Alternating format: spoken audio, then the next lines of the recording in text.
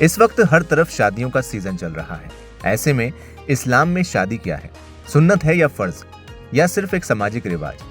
ये सवाल हर कोई जानना चाहता है। चलिए इस वीडियो में आपको बताते हैं कि आखिर इस्लाम में शादी के क्या मायने हैं, शादी कब करना जरूरी है और क्यों कई उलेमा कहते हैं कि शादी ना करना गुनाह भी बन सकता है।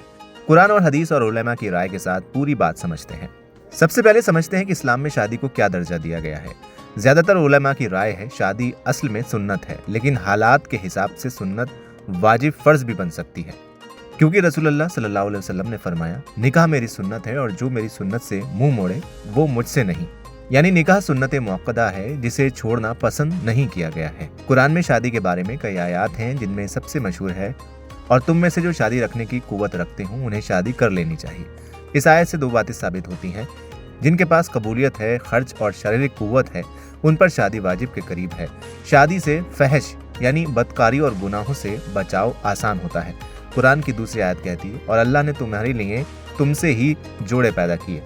यानी शादी एक फितरी जरूरत भी है।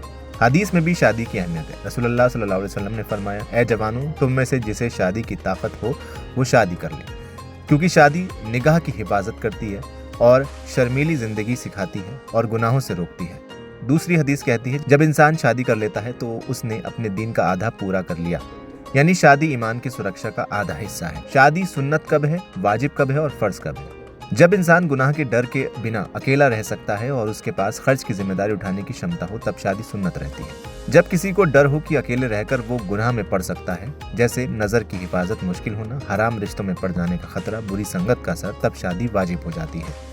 जब किसी को यकीनी तौर पर लगता हो कि अगर शादी नहीं करेगा तो जिना यानी हराम काम में पड़ जाएगा, तो ऐसी हालत में शादी फर्ज हो जाती है। उलेमा का इस पर इत्तेफाक भी है। अगर गुनाह का डर पक्का हो यानी शादी देर करना गुनाह बन जाता है। शादी से इंसान अपनी निगाह, जबान और ख्वाहिश को हलाल रास्ते पर लगाता है, हराम से बचाव होता है।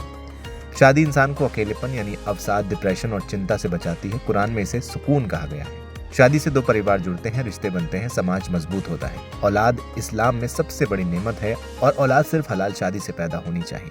शादी आधा दीन पूरा कर देती है, यानी आधी जिम्मेदारियां हल्की हो जाती हैं। ज्यादातर उलेमाओं की राय है कि शादी करना मर्द और औरत दोनों के लिए सुन्नत है। अगर कोई गुनाह से नहीं बच पा रहा तो उसके लिए शादी फर्ज है।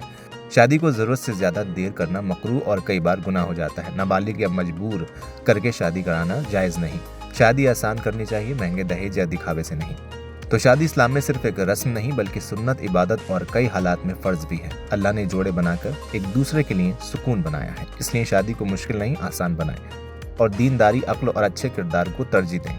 फिलहाल इस वीडियो में इतना ही। अगर आपको ये जानकारी पसंद आई हो तो इसे लाइक करें, शेयर करें और चैनल को सब्सक्राइब करना बिल्कुल ना भूलें।